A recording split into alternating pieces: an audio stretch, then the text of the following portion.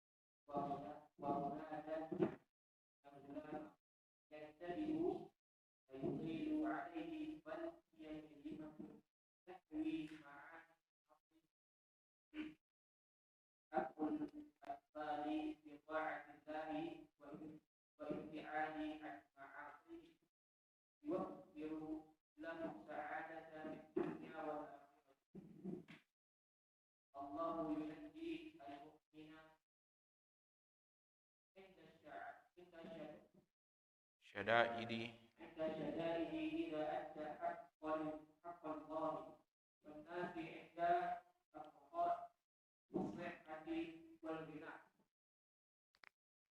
ورث عقيدة التوحيد في سؤال الله والاستعانة به وحده في نفوس الأفضل وهو من واجب الوالدين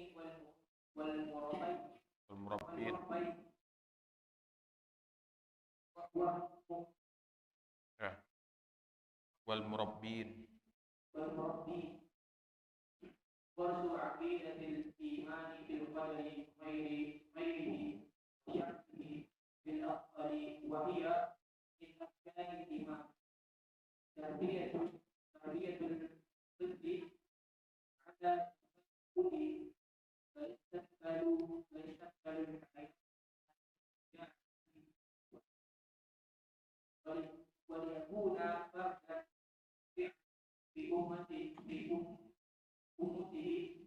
أمته وعلى قدره واعتزل واستمع البشرى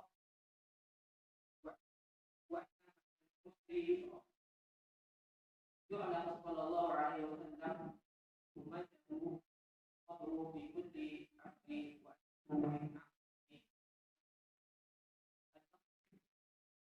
يرشد النبي صلى الله عليه وسلم إلى أن الشجرة لابد أن يحرق الفجر وسيما إذا صاحبه يقدر الصادق ذوقه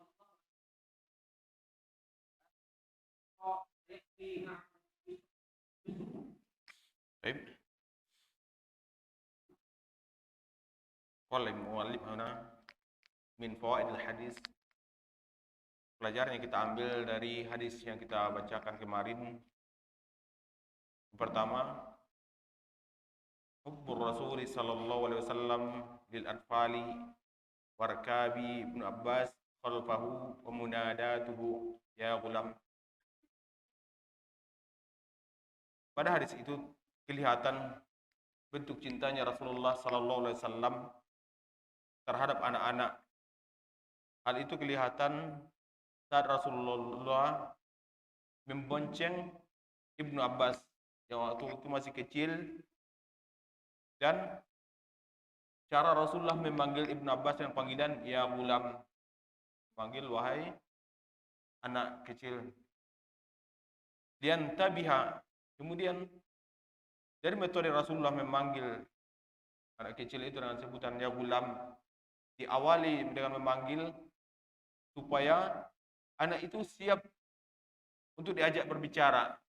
Sehingga saat kita berbicara, anak itu siap mendengarkan apa yang kita bicarakan kepadanya.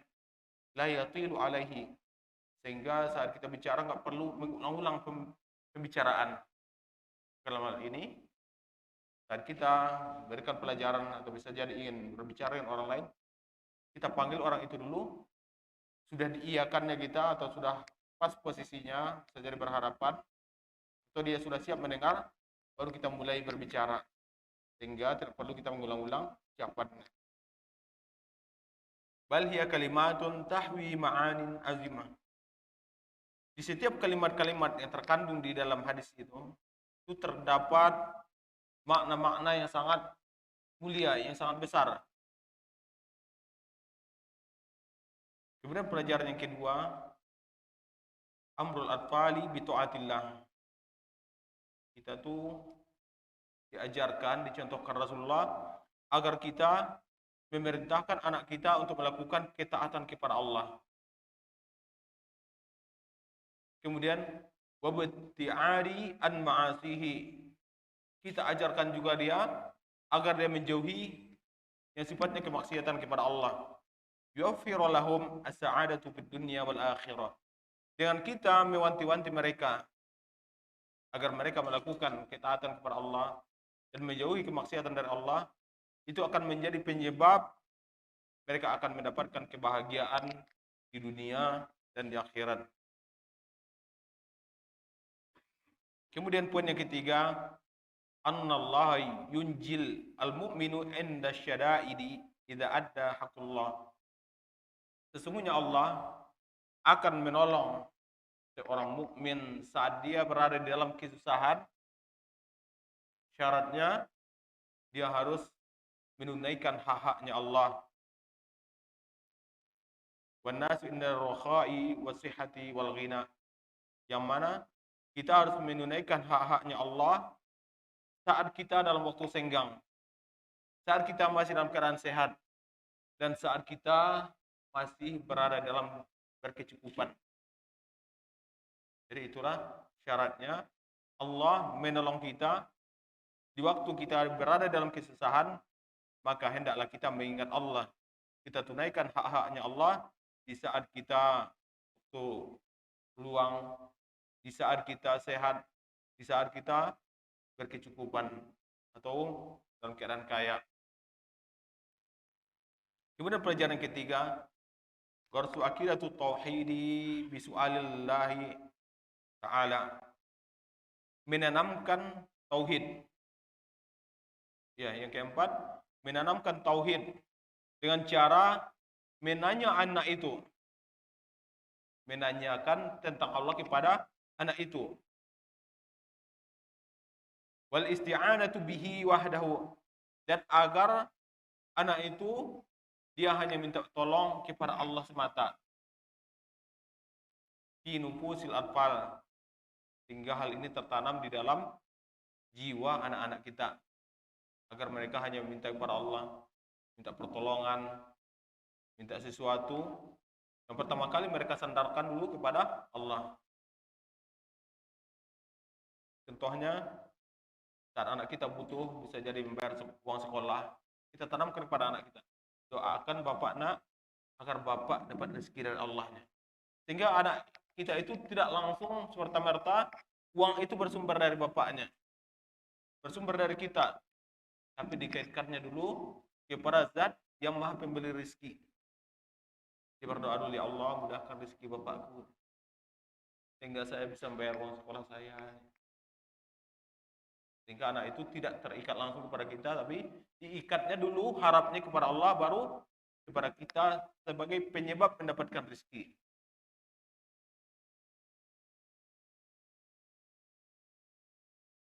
Wa huwa min wajibil walidaini wal murabbiyin. Menanamkan akidah yang seperti ini agar anak hanya meminta dan berharap serta minta pertolongan kepada Allah merupakan kewajiban seorang bapak dan seorang pendidik.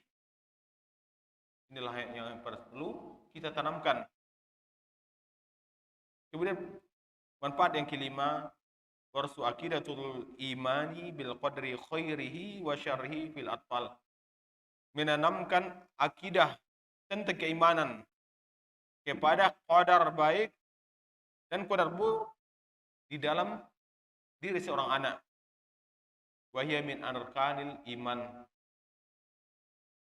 Beriman kepada qadar baik dan qadar buruk ini bagian dari rukun keimanan. Itu rukun iman yang ke-6, yang terakhir. Kemudian yang ke-6, tarbiyatut tifli ala tafauli. Menanamkan sifat optimis kepada anak agar mereka bersifat optimis. Menanamkan atau mendidik kepada anak agar mereka menjadi optimis. Optimis mereka, Allah akan menolong mereka. Allah akan membantu mereka. Yastaqbilal hayatu bisuja'ah wa amal. Sehingga akan menanamkan kepada diri anak itu menjadi pemberani dan penuh berharap. Bukan menjadi orang yang lemah. Bukan menjadi orang yang putus asa, penakut. Sebagaimana dijelaskan dari jutamaan nasi aidurrukan. Seandainya semua manusia berkumpul untuk menyakitimu, aidurruka illa bisya'in kataballahu lak. Tidak akan bisa mereka menyakitimu nak, kecuali itu akan Allah takdirkan terjadi padamu. Sehingga anak itu berani melawan preman, melawan siapapun, mereka yakin kepada Allah mereka Allah. Sehingga semangat mereka tetap kuat. Itu bukan Rasulullah dalam satu hadisnya mengatakan, ihris ala ma yanfa'uk. Semangatlah terhadap apa yang bermanfaat bagi dirimu. Wasta'in billah. Kemudian mintalah pertolongan kepada Allah saat engkau melakukan semangat. Wala ta'jiz, dan jangan kamu merasa lemahnya. Wa in asabaka syai'un fala taqul law anni. Seandainya bisa jadi musibah terjadi pada dirimu, jangan kamu mengatakan seandainya saya tidak jadi melakukan ininya. Bisa jadi karena anak kita pergi ke pantai lalu dia terseret ombak sebentar sehingga dia menangis meratap. Jangan kita katakan, nak, seandainya kamu tidak ke sini, kamu nggak bakal seperti ininya. Jangan kita ucapkan kepada dia, kita didik dengan ucapan-ucapan seandainya. Itu akan menyebabkan anak itu tidak berani jadinya. Tapi cukup kita berikan pelajaran. Itulah anak, musibah itu seandainya Allah inginkan terjadi padamu, terjadi seperti ini. Alhamdulillah kau masih selamat. Intinya optimis yang kita bangunkan ke anak. Jangan kita tanamkan pesimis. Seandainya kamu tidak ke sini tadi, enggak bakal ditabrak mobil. Akhirnya anak itu enggak berani lagi ke jalan raya, enggak berani lagi bawa motor. Enggak berani lagi ke pasar karena banyak preman. Itu efek dari sifat pesimis yang kita tanamkannya. Akan tetapi kata Rasulullah, apabila sudah terjadi musibah itu mengenai anak kita, maka kita katakan pada anak kita, walakin kul qadarullah wa ma syaa fa'ala. Katakanlah wahai anakku, inilah takdir Allah, dan Allah itu berkehendak seandainya Allah itu menginginkan terjadi. Contohnya terjadi seperti ini pada dirimu. Kita tanamkan mereka akidah yang mereka menyebabkan mereka optimis.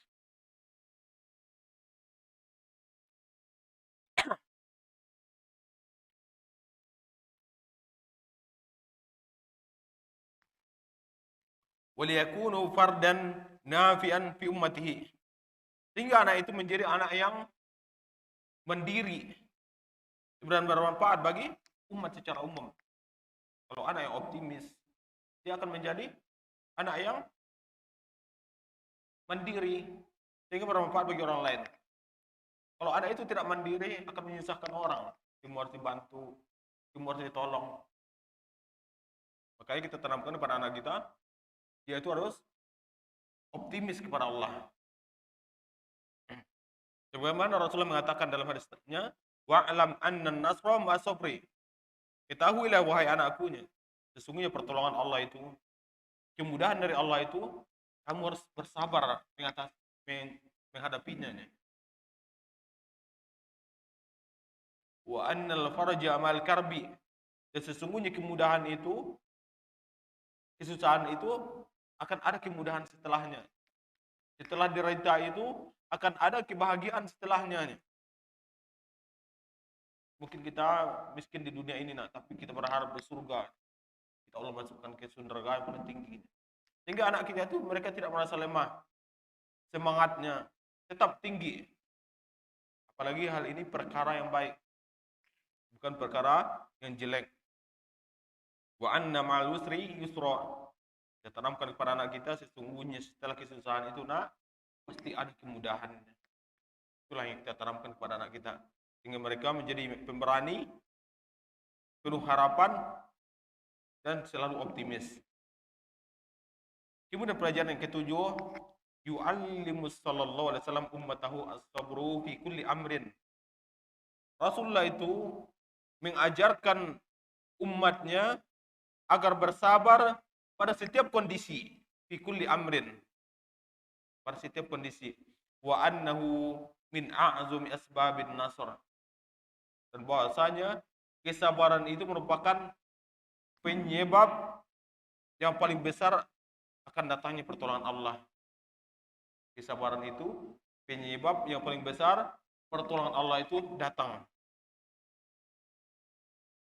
Kemudian poin yang ke-8, yursyidun nabiyyu sallallahu alaihi wasallam ila annal karuba la budda ayyakibahu al-faraja. Kita tanamkan kepada anak kita bahwasanya setiap kesusahan itu pasti setelahnya akan datang kemudahan. Setiap kesusahan itu pasti akan datang kemudahan. Allah itu tidak akan memberikan kesusahan selalu. Setelah itu akan Allah datangkan kemudahan. Wala siyama idza sahibahu ad-du'a. Terlebih-lebih apabila seseorang itu senantiasa berdoa kepada Allah. Karena mungkin Allah akan menyanyiakan doa hambanya. Kemudian poin yang ke-9, yukhbiru as-sadiqu al-masduqu sallallahu alaihi wasallam annal usri ya'ti ma'ahul yusra. Yang mengabarkan kisah ini semua itu merupakan orang yang terpercaya dan layak untuk dipercayai, yaitu Rasulullah sallallahu alaihi wasallam. Bahwasanya setelah kesusahan akan datang setelahnya kemudahan. Setelah kesusahan akan datang setelahnya kemudahan. Ini merupakan berita dari Rasulullah sallallahu alaihi wasallam. Masya Allah yang ngantuk. Lanjutkan. Poin setelahnya Arkanul Islam.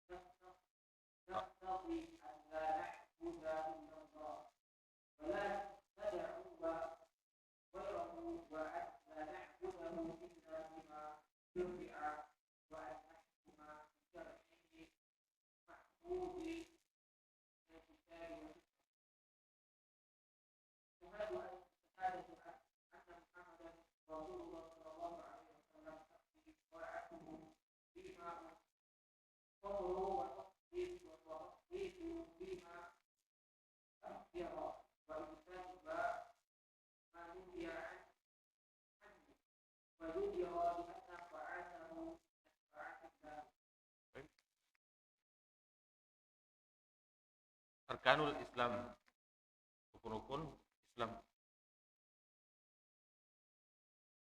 Qala Rasulullah sallallahu alaihi wasallam, "Bunyal Islamu ala khamsin." Agama Islam itu dibangun di atas 5 fondasi. Pertama, syahadatu an la ilaha illallah wa anna Muhammadar Rasulullah. Agama Islam itu pertama kali dibangun agar hendaklah umatnya itu mengucapkan kalimat syahadat. Dia meyakini bahwasanya Allah lah satu-satunya yang berhak diibadahi dan Nabi Muhammad merupakan utusan Allah yang layak dan pantas untuk dicontohnya. Di mana kata Syekh di sini, la ma'budun bihaqqin illallah. Tidak ada Tuhan yang mempunyai hak untuk diibadahi melainkan hanya Allah semata. Wa Muhammadun tajibu ta'atuhu fi dinillah. Dan adapun Muhammad diwajibkan mentaatinya di dalam beragama kepada Allah. Karena kita ketahui Nabi Muhammad itu tujuannya untuk menjelaskan agamanya Allah. Maka kita wajib mentaatinya di dalam beragama kepada Allah. Kemudian rukun iman yang kedua, wa iqamis shalah, menunaikan salat. Ada uha bi arkaniha wa wajibatiha wal khusyu'u fiha. Dilaksanakan salat itu dengan mencukupkan rukun-rukunnya, memenuhi kewajiban-kewajiban di dalamnya, serta dilakukan dengan khusyuk. Jadi inilah yang kita ajarkan kepada anak kita. Bahkan kalau perlu, kita ajarkan bahwasanya salat itu pembeda antara kita dengan orang-orang kafir. Yang mana Rasulullah mengatakan, al-farqu bainana wa bainahum as-shalah, faman tarakaha faqad kafara. Nah, kata Rasulullah, sesungguhnya pembeda antara kita dengan orang-orang Yahudi, orang-orang Nasrani, dan orang-orang musyrikin itu adalah melaksanakan salat. Siapa yang meninggalkan salat kemudian telah melakukan kekufurannya. Kita terangkan kepada anak kita bahwasanya meninggalkan salat itu merupakan bagian dari kekufuran kepada Allah Subhanahu wa taala.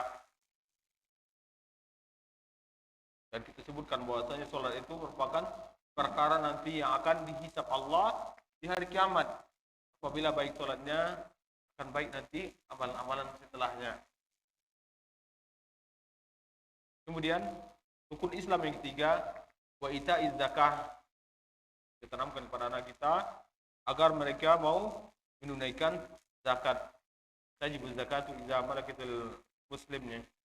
Zakat itu diwajibkan apabila seorang muslim sudah sampai emas yang dimilikinya sebanyak 75 dirham atau mayu adiluha minan nuqud, atau senilai dengan itu apabila dikumpulkan uang kita 75 gram dirham, 85 gram dirham, atau dengan senilai apabila uang kita ada sebanyak harga 85 gram dirham. Maka dikeluarkan 2/5 dari harta kita itu apabila sudah sampai 1 tahun. Atau wa ghairu nuqudin likulli minha miqdarun muayyan. Atau zakat yang lainnya yang bukan berupa uang,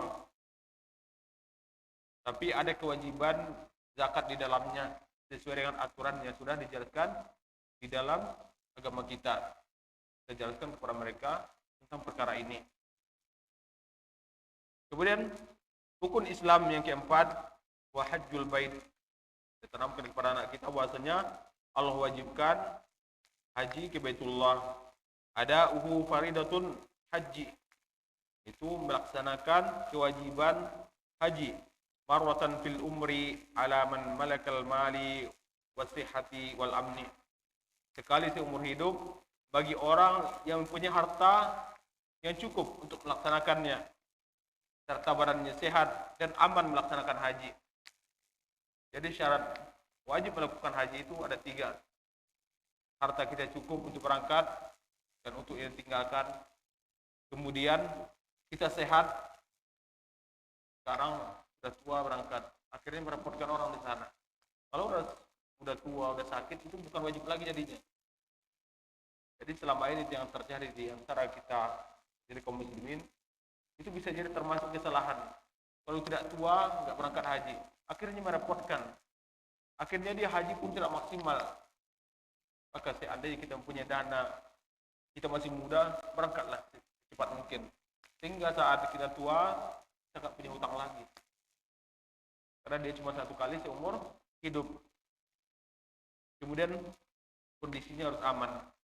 Selagi kita selama perjalanan kita aman, sampai tujuan juga aman. Dan balik dari sana juga dalam keadaan aman. Kita kondisikan 3 hal ini terpenuhi, baru diwajibkan haji. Kemudian yang kelima, wa shaumu Ramadan. Kita tanamkan kepada anak kita agar mereka berpuasa di bulan Ramadan. Yang mana puasa itu al-imtina'u anit tu'ami wasyarabi wal jima'. Agar mereka menjauhkan diri dari makan, minum, atau berhubungan suami istri. Mereka jauhi makan, minum, dan berhubungan suami istri. Wa jami'ul muftirati minal fajri hatta ghurubi ma'aniyatil ibadah.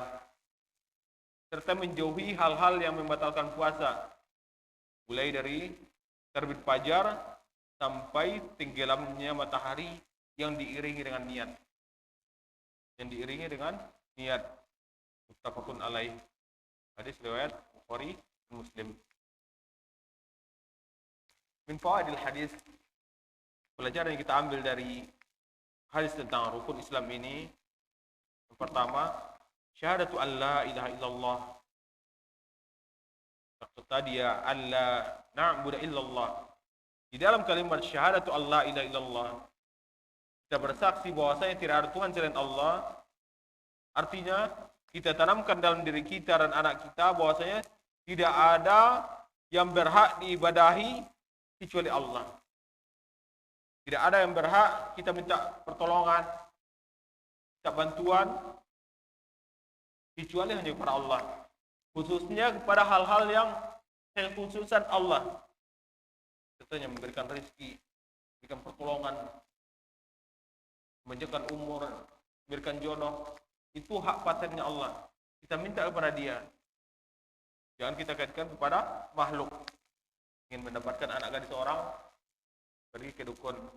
Wah dukun, tolong jampikan aku agar aku menikahi si Laila. Jangan sampai akhirnya kasihnya lah kan ilmu pelet, dikasihnya tusuk supaya orang lain tertarik pada kita. Kita jauhi itu bagian dari kesyirikan. Kemarin dalam hadis kata Rasulullah, man allaka namimatan faqad kafara, faqad asyrakanya. Siapa yang mengantungkan sesuatu dalam dirinya berupa jimatnya, sungguh dia telah melakukan kesyirikannya. Jadi apa saja yang kita bergantung padanya dan kita yakin itu memberikan manfaat pada kita, itu bagian dari kesyirikan. Contoh di Minang ada namanya penangkal palasi, yang kalung yang ada kalung hitam. Kalung hitam pakai benang 7 warna. Itu bagian dari jimat. Yang bagian dari kesyirikan.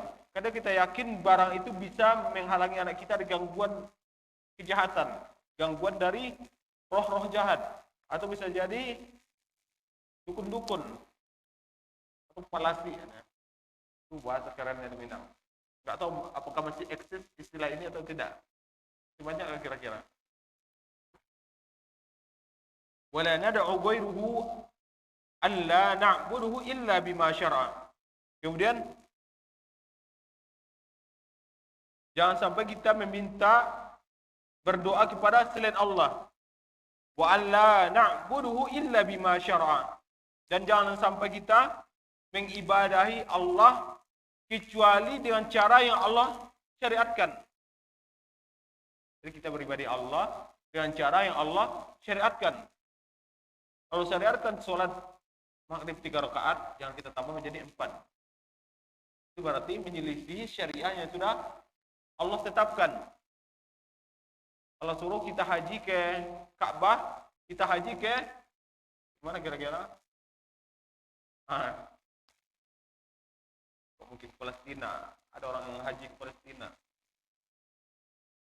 Intinya kita itu hanya beribadah kepada Allah sesuai dengan apa yang Allah syariatkan.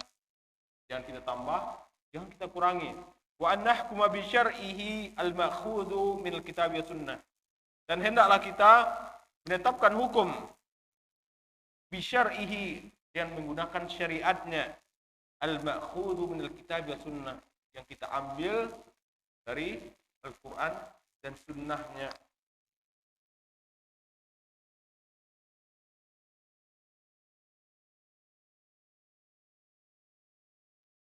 Di dalam hadis An Abi Hurairah radhiyallahu anhu qala khataba Rasulullah sallallahu alaihi wasallam an-nas. Suatu ketika Rasulullah berkhutbah di hadapan manusia. Faqala, lalu Rasulullah mengatakan, innallaha azza wa jalla qad farada alaikumul hajj. Sesungguhnya Allah azza wa jalla telah mewajibkan kepada kalian untuk melaksanakan haji. Faqala rajul, lalu salah seorang laki-laki berkata, fi kulli am, apakah setiap tahun wahai Rasulullah? Kata anhu, lalu Rasulullah diam. Hatta a'adahu salasan, sampai-sampai laki-laki itu mengulangi pertanyaan yang sama sebanyak 3 kali. Apakah setiap tahun wahai Rasulullah? Faqala, lalu Rasulullah mengatakan, law qultu na'am lawajabat. Seandainya saya katakan setiap tahun, maka saya akan wajib setiap tahun. Walau wajabat mahkumtum bihanya. Seandainya diwajibkan tiap tahun, maka kalian tidak akan sanggup untuk melaksanakan haji tiap tahunnya. Kalau orang Mekah mungkin bisa lah tiap hari mereka haji. Seandainya wajibkan tiap hari.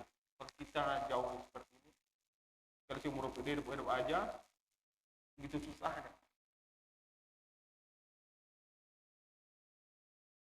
Walau wajabat daruni ma taraktukumnya, berilah saya uzur terhadap apa yang sudah saya tinggalkan pada kaliannya. Intinya jangan ditambah lagi, jangan dikurangi lagi nya. Fa inna ma halaka man kana qablakum bi kathrati su'alihim. Sesungguhnya rusaknya, hancurnya umat-umat sebelum kalian karena banyaknya mereka bertanya. Intinya apa yang saya sampaikan udah cukup, enggak usah tanya lagi. Tak perlu tanya, apakah setiap tahun ya Rasulullah? Tak perlunya. Dan saya katakan setiap tahun akan menyebabkan kalian susah. Akhirnya kalian meninggalkan ibadah. Wa idza abartuhum bi syai'in fakhudhu bihi mastata'tum. Seandainya saya perintahkan kepada kalian sesuatu, lakukanlah sesuai kemampuan kalian. Jadi asalnya perintah Nabi itu kita lakukan sesuai kemampuan kita. Simpelnya, Rasulullah menyuruh kita haji, mampu nggak kita? Kalau belum mampu berarti kita belum dikatakan mampu. maka kita belum diwajibkan melakukannya. Atau Rasulullah menyuruh kita melaksanakan haji, melaksanakan zakat. Mampu nggak kita? Apabila belum mampu, maka belum diwajibkannya. Sebagai kata Rasulullah,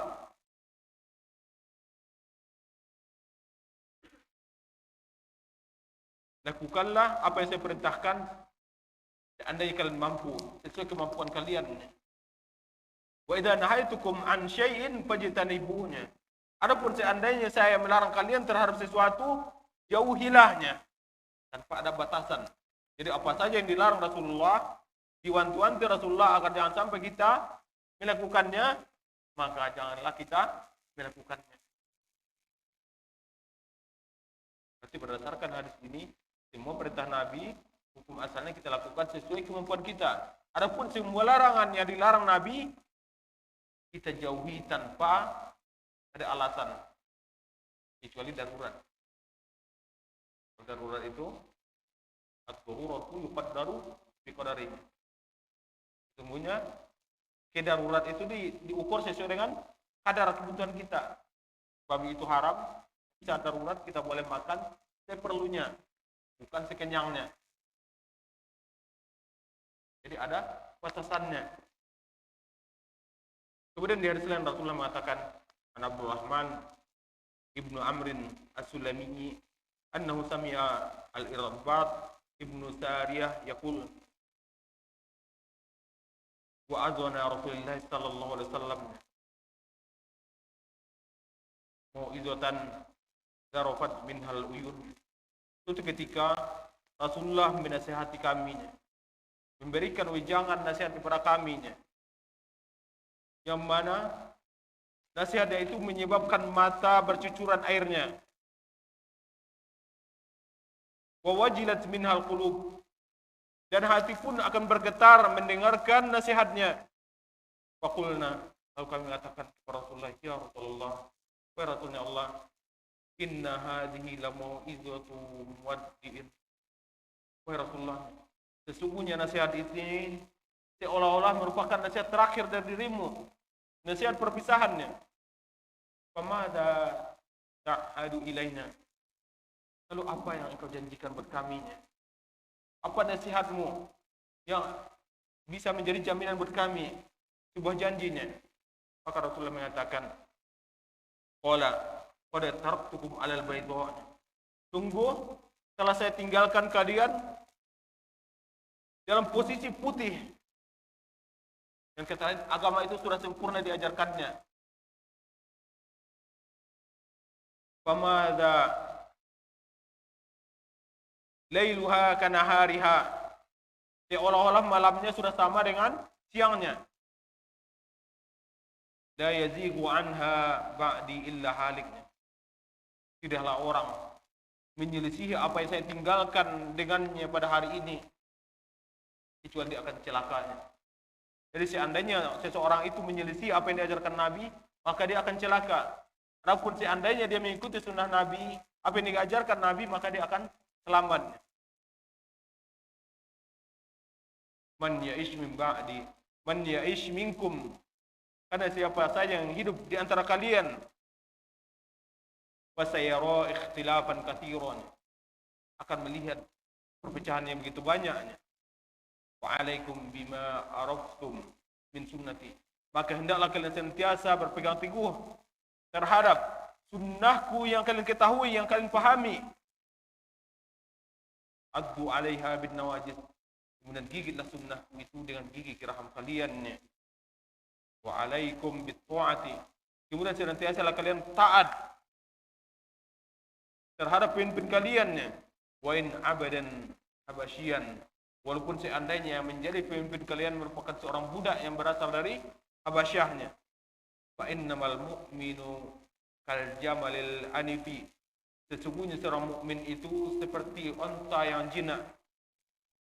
Haitsu ma qida in qada, di mana dia diikat, dia akan selalu ada di sana. Itulah ibaratnya. Rasulullah mengibaratkan seorang mukmin yang taat kepada Allah itu, yang taat kepada Rasulullah itu, senantiasa dia mengikuti sunnah yang diajarkan Rasulullah, yaitu ibarat seekor unta yang jinak. Di mana dia diikat, dia akan senantiasa berada di sana. Tidak akan melenceng, tidak akan lari.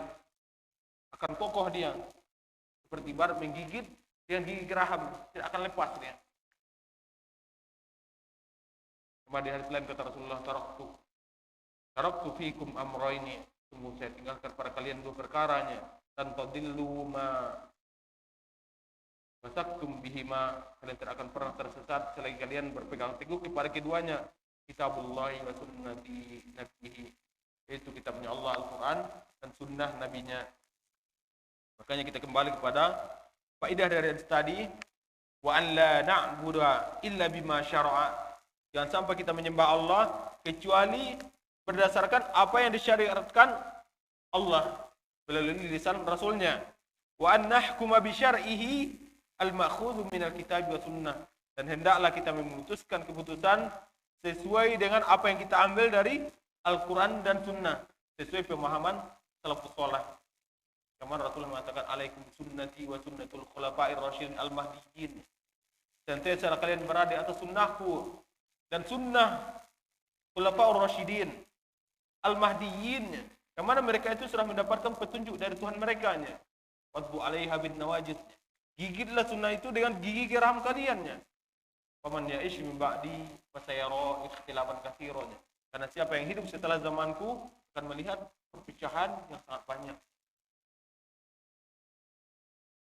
Kalau kita jangan sampai kita beribadah kecuali atas dasar apa yang disyariatkan Allah, disyariatkan Rasulnya, dan hendaklah kita mengambil keputusan sesuai dengan apa yang ditetapkan Allah dan Rasulnya.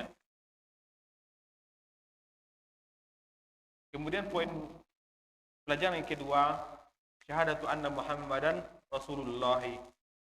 Taqatadiya ta'atuhu fima amara wa tasdiquhu fima akhbara. Kita bersyahadat meyakini bahwasanya Muhammad merupakan Rasulnya Allah, terkandung di dalamnya ketaatan kepada Rasulullah terhadap apa yang diperintahkannya, wa tasdiquhu fima akhbara, dan kita meyakini apa yang disampaikannya. Karena Allah mengatakan, wa ma yantiqu 'anil hawa in huwa illa wahyu yuha. Sesungguhnya Muhammad itu tidaklah dia berbicara mengikuti hawa nafsunya, melainkan atas wahyu yang diwahyukan kepadanya. Wajtinabu ma naha anhu. Kemudian kita menjauhi apa yang dilarangnya terhadap kita. Wazajara, dan kita wanti-wanti apa yang diwanti-wantinya. Kita khawatir apa yang dikhawatirkan Rasul kita. Li'anna ta'atuhu min ta'atillah. Karena taat kepada Rasul merupakan bagian dari ketaatan kepada Allah. Makanya Allah mengatakan, "Qul in kuntum tuhibbunallah." Katakan, wahai Muhammad, seandainya mereka mengatakan mereka mencintai Allah, fattabi'uni. Hendaklah mereka mengikutimu. Yuhibbukumullah, niscaya mereka pun akan Allah cintainya. Itulah dua pelajaran yang kita ambil dari rukun Islam ini. Yang pertama, hendaklah kita beribadah kepada Allah sesuai dengan apa yang disyariatkannya, dan hendaklah kita mengambil keputusan sesuai dengan apa yang diputuskan Allah yang kita ambil dari Al-Quran dan Sunnah. Dan yang kedua, bukti kita bersyahadat kepada Allah, hendaklah kita mentaatinya terhadap apa yang diperintahkannya dan meyakini apa yang diberitakannya dan menjauhi apa yang dilarangnya, dan serta mewanti-wanti dan khawatir terhadap apa yang dikhawatirkannya. Dan ketaatan kita kepada Rasulullah itu merupakan bukti kita taat kepada Allah Subhanahu wa ta'ala. Gimana, kita lanjutin? Oke, kita lanjutin satu poin lagi. Baik, hasil.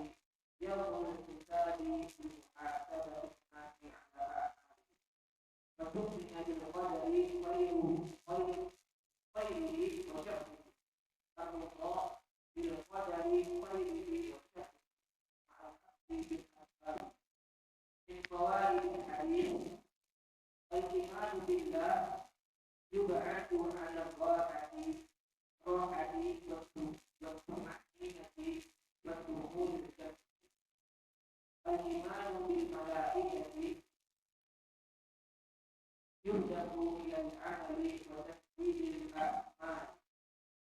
الإيمان بالصفة والرسل يساعد على العلم والتعلم والهداية. الإيمان باليوم الآخر يحث على العمل ومحاسبة النفس.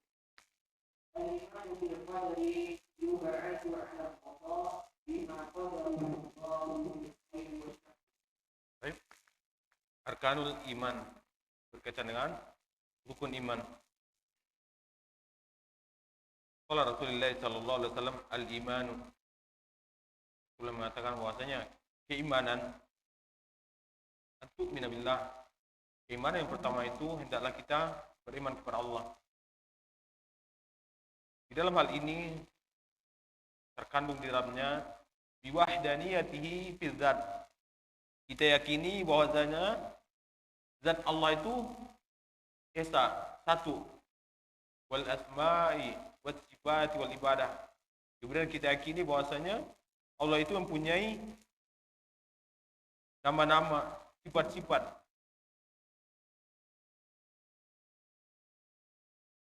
Jadi kita esakan Allah di dalam zatnya, di dalam nama-namanya, serta sifat-sifatnya, serta beribadah kepadanya. Kemudian kedua, wa malaikatihi. Kita mengimani bahwasanya Allah mempunyai malaikat. Wa khuluqatun min nurin litanfidhi awamirillah. Malaikat itu merupakan makhluknya Allah yang diciptakan dari cahaya yang tujuannya untuk menyampaikan perintah-perintahnya Allah. Itulah malaikat. Kemudian yang ketiga, wa kutubihi. Kita beriman kepada kitab-kitab yang Allah turunkan. Mulai dari At-Tauratu wal Injilu wal Zaburu wal Qur'anu afdaluha wa nasikhuha. Berupa kitab Taurat, kitab Injil, kitab Zabur, dan kitab Al-Quran merupakan kitab yang terbaik dari kitab yang tadi. Dan merupakan Al-Quran itu penghapus dari kitab-kitab yang tadi. Al-Quran itu fungsinya untuk menghapus hukum-hukum yang ada di dalam Taurat, Injil, Zabur. Jadi semuanya menghapus. Seperti dalam hadis Rasul mengatakan, seandainya Isa bin Maryam hidupnya, niscaya dia akan mengikuti apa yang saya baca, yang saya bawa. Seandainya Isa bin Maryam ada, maka dia akan mengikuti apa yang saya bawa hari ini. Itu akan menjadi pengikut Nabi Muhammad dalam melaksanakan syariat. Dia tidak akan melakukan syariat yang lama, tapi mengikuti Rasulullah Sallallahu Alaihi Wasallam. Kemudian warusulihi, beriman kepada rasul-rasulnya. Awwaluhum Nuhun wa akhiruhum wa afdaluhum Muhammadin sallallahu alaihi wasallam. Rasul pertama itu Nuh. Adapun nabi yang pertama Nabi Adam. Dan nabi yang terakhir dan yang paling mulia adalah Nabi kita Muhammad sallallahu alaihi wasallam. Kemudian yang kelima, wal yaumil akhir, beriman kepada hari akhir, yaitu yaumul hisab, hari perhitungan, di muhasabatin nas, untuk memperhitungkan amalan manusia ala a'malihim, terhadap amal-amal yang telah mereka kerjakan. Itulah yaumul akhir, hari akhir. Akhir ini kalau kita bahas nanti panjang lebar lagi. Kita ringkas saja sesuai dengan teks ini, karena insya Allah masalah perkara iman itu sudah sering kita baca ini. Kemudian wa tu'minu bil qadri khairihi wa syarrihi. Rukun iman yang terakhir, kita mengimani ketetapan Allah, baik ketetapan itu baik maupun ketetapan itu buruk. Bagaimana caranya? Ar-ridho bil qadri khairihi wa syarrihi. Seandainya ketetapan Allah itu terjadi pada kita, baik dia baik takdir itu maupun buruk, kita ridho, kita terima dengan ikhlas. ma'al akhdhi bil asbab, dengan cara kita ambil sebabnya. Ingin kita masuk surga, kita melakukan ketaatan. Ingin kita masuk neraka, senantiasa berada dalam kekufuran. Jadi, beriman kepada takdir itu dengan cara mengambil sebab, kan dengan berlepas diri.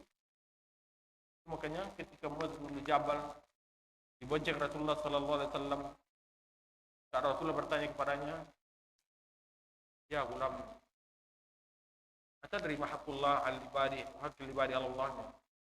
Wahai Muaznya, ya Muaznya, wahai Muaznya, apakah kamu tahu hak Allah terhadap hambanya dan apa pula hak hambanya terhadap Allahnya? Maka waktu itu Muaz mengatakan, ini kisahnya juga Rasulullah memboncengnya di atas kendaraannya, ontanya atau ya, ontanya.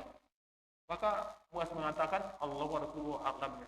Allah dan Rasulullah lah yang tahu hak seorang hamba terhadap Allahnya dan hak Allah terhadap hambanya. Maka Rasulullah pun mengatakan, haqqullahi ala ibadihi alla yusyrika bihi. Hak seorang Allah yang mesti ditunaikan hambanya, jangan sampai mereka melakukan kesyirikan kepada Allahnya. Wa haqqul ibadi 'ala Allah alla yu'adziba man la yusyrika bihi syai'an. Allah itu tidak akan mengazab orang yang tidak melakukan kesyirikan kepada Allah dengan sesuatu apapun. Dijelaskan dalam ilmu akidah bahwasanya ini merupakan fondasi dasar beragama. Yang kata lain, fondasi dasar tauhid. Seandainya ini saja kita lakukan, maka kita tidak akan kekal di neraka. Seandainya pun kita masuk dalam neraka, kita akan diazab sesuai dengan dosa kita. Kita tidak melakukan kesyirikan, kita akan diazab sesuai dengan dosa kita.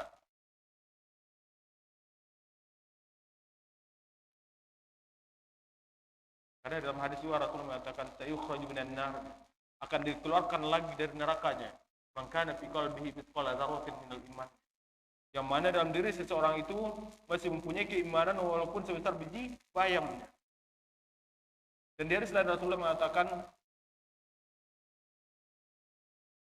al-imanu bid'un wa sab'una syu'bahnya, keimanan itu lebih dari 70 cabangnya. A'laha qaulu la ilaha illallahnya, cabang yang paling tinggi itu dia meyakini la ilaha illallah, tidak ada yang berhak disembah kecuali Allahnya. Wa adanaha imatatul adhan tariqnya, dan selemah-lemah cabang keimanan adalah membuang duri dari jalan.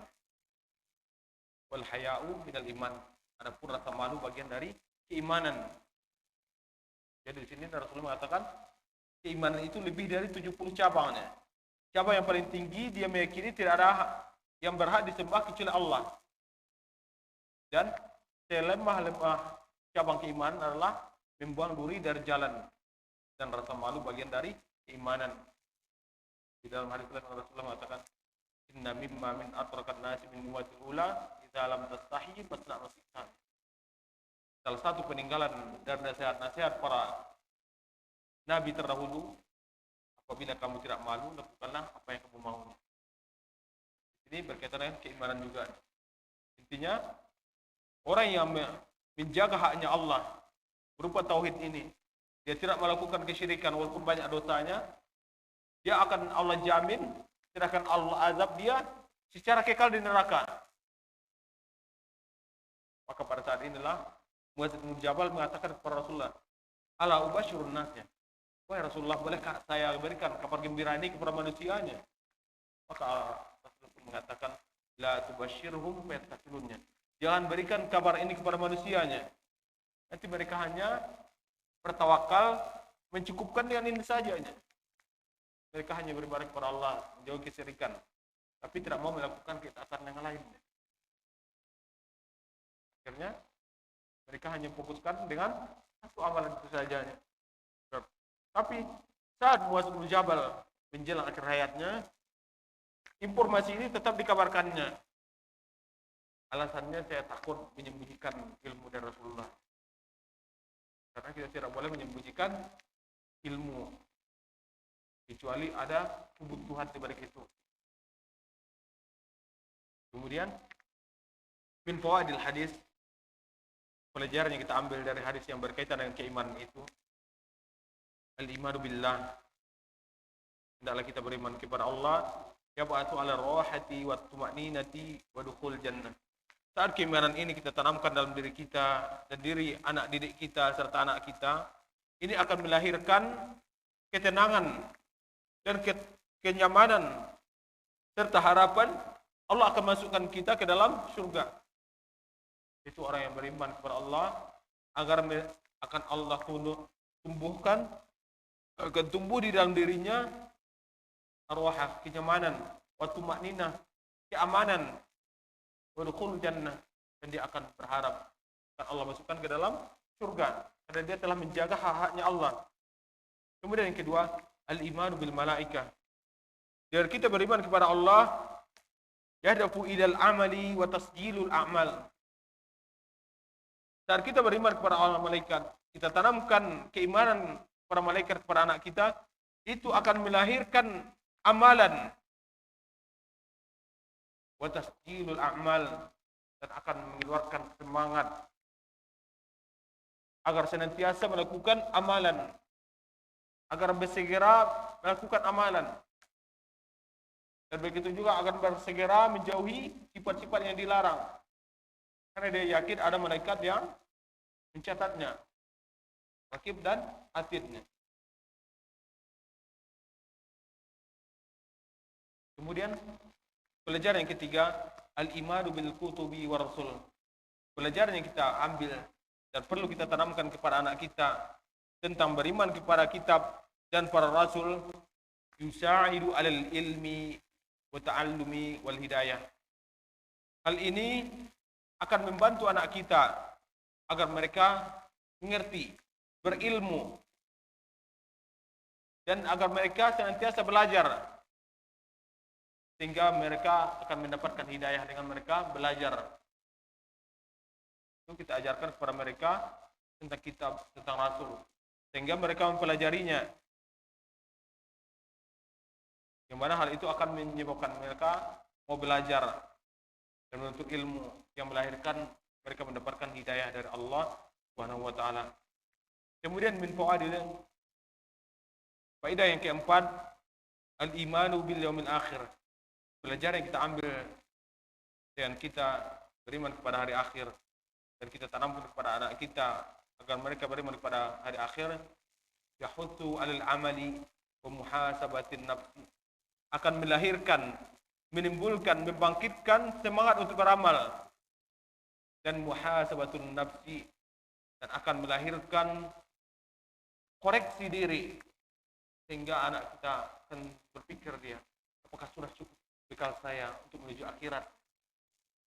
Apakah saya sudah siap untuk melangkah menuju kematiannya, untuk menempuh kehidupan yang lebih kekal dan abadinya? Wal akhiratu khairu wa abqa. Kehidupan akhirat itu lebih kekal dan lebih baik dan lebih kekal. Kita tanamkan kepada anak kita, wal akhiratu khairu wa abqa. Wal akhiratu khairul laka minal ula. Kehidupan akhirat itu lebih baik bagimu daripada kehidupan yang pertama, yaitu di dunia. Itulah kita tanamkan kepada anak kita tentang nilai-nilai kehidupan akhirat. Kemudian yang kelima, al-imanu bil qadari. Pelajaran kita ambil dari beriman kepada qadar, yab'asu 'ala ridho bima qadarallahu bil khairi wa syarri. Ini akan melahirkan sifat ridho, menerima ketetapan Allah. Baik ketetapan Allah itu baik maupun buruk yang menimpa kita dan menimpa anak kita serta anak-anak didik kita. Mudah-mudahan apa yang kita pelajari malam ini menjadi amal kebaikan kepada kita di dunia maupun di akhirat kelak dan bermanfaat bagi kita. Subhanakallahumma wa bihamdika asyhadu an la ilaha illa anta astaghfiruka wa atubu ilaik. Assalamualaikum warahmatullahi wabarakatuh.